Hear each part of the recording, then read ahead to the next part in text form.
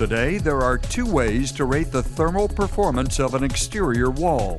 One doesn't account for gaps and breaks in the insulation, while the other measures the performance of the entire finished wall. Hopefully, by the end of this presentation, you'll appreciate why today's rating system, that's whole wall with an H, is outdated and misleading.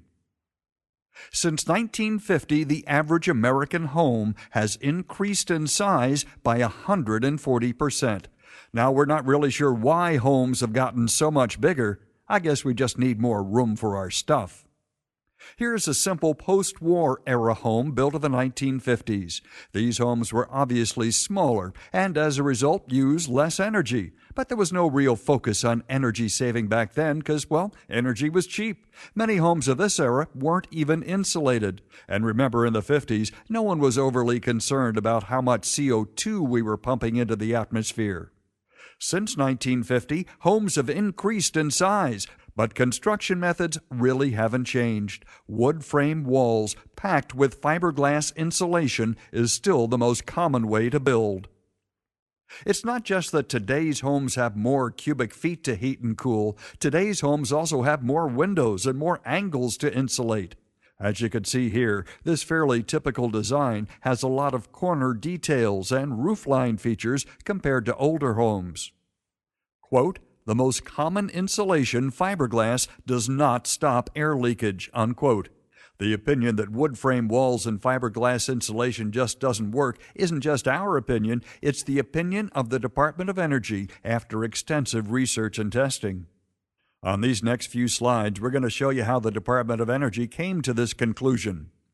The first reason is how fiberglass insulation is actually rated. When the insulation is rated for R value, readings are taken from the center of the fiberglass. That's actually why it's called center of cavity R value. This measurement is taken in perfect lab conditions with no compression of any kind or wind conditions, which we'll talk about more in just a minute. In the opinion of the Department of Energy, promoting the lab-measured R value of insulation used in a wall as the finished wall's R value is misleading. The only meaningful measurement is that of the entire finished wall with all of its components assembled. One problem with a wood frame and fiberglass solution is that the quality of the installation varies from one project to the next. The actual performance of the wall depends in large part on the quality of the work of the insulation contractor. Every time you pay your heating bill, any areas where the installers compromise the installation costs you money. We always tell clients to take a knife, or in this case your fist, and slip it between the insulation and the wood frame, or where the two ends butt together. It's a pretty safe bet that if a knife blade passes through that opening, so will air. Saying a wood frame and fiberglass wall is a good thermal barrier is like saying a strainer does a pretty good job of holding water. Yeah, right, except for the holes. And when air passes through the wall, it not only brings hot or cold air, it also brings moisture, which now has to be removed by your HVAC system. Every time your HVAC unit turns on, it costs you money. So air and moisture leaking through the wall means your HVAC system works more often and has a shorter service life. Here's what we meant earlier by compression. When electrical wires compress insulation, like you see in this picture, it removes air pockets. Remove the air pockets, and the insulation just doesn't work. Compression causes the insulation to actually lose the majority of its R value. Plumbing lines create the same effect. Now here's a common condition. There's no way to install a 3-inch deep electrical box in a 3.5-inch wall cavity without affecting the performance of the insulation. Can't be done. It's either going to compress the insulation or leave a gap, and the result is the same. Hold your hand, or better yet, a lit match, over an outlet on a cold, windy day, and the quality of your insulation will quickly become obvious. According to the Department of Energy, the interior air of a typical new 2,500 square foot wood frame home turns completely over between 2 and 3 times an hour. After a few years, as the wood starts to shrink and sealants deteriorate, it turns over between 5 and 10 times. Much older wood frame homes experience 10 to 20 complete air changes per hour, and this is air you pay to heat and cool. To make matters even worse, if you live in an open area or anywhere where wind is prevalent, sustained 20-mile-per-hour winds will easily double the amount of air that passes through a wood frame wall. Just for fun, open your window on a hot day while the AC unit is running and see how long you could stand leaving it open. Well, this goes on 24 hours a day in a typical wood frame home. One of our favorite builders once said that a wood frame and fiberglass house is like buying a sleeveless raincoat. It does half the job. Now let's take a closer look at the makeup of a wood frame wall. In this case, it's a 15 by 9 exterior wall. Wood frame walls are constructed mostly of 2x4s, or studs as we call them, with an R value of about 1 per inch. And since a 4-inch stud is actually only 3.5 inches wide, it has an R value of 3.5. Every 16 inches, one of these studs breaks the insulation layer and creates what the industry refers to as a thermal bridge. In other words, the stud serves as a bridge that actually delivers hot or cold air from one side to the other. Well, if you add up the total wall surface area of studs, plates, and headers in this example, 14.8% of this wall measures R 3.5.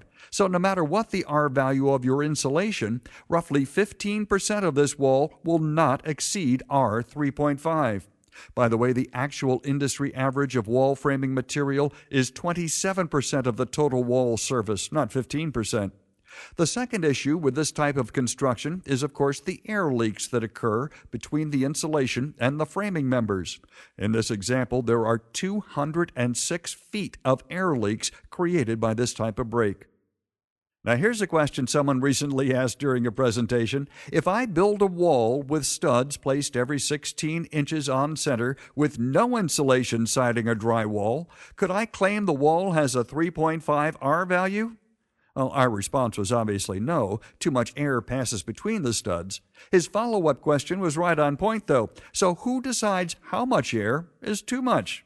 That's a great question. All we can say is that if it's my home and I'm paying the utility bill, I'll be involved in that decision, thank you. I guess the best way to avoid this problem is installing a wall that doesn't leak air.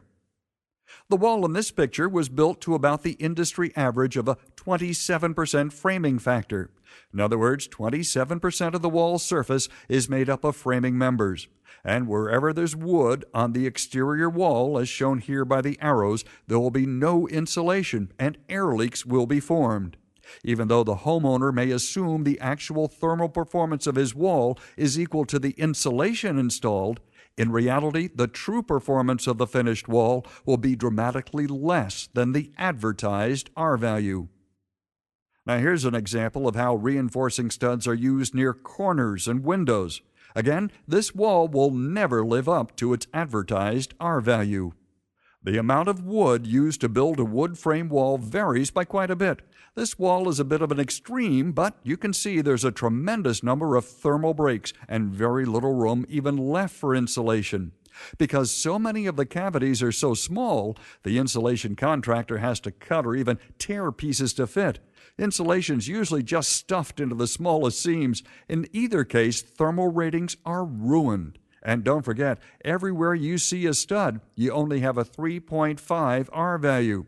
Now here's what's surprising. Based on today's building codes, as long as the contractor uses the appropriate insulation, this wall would satisfy its thermal requirement, even though a large percentage of the wall has no insulation. This would be sold as an R15 wall, when actually it performs nowhere close to that level.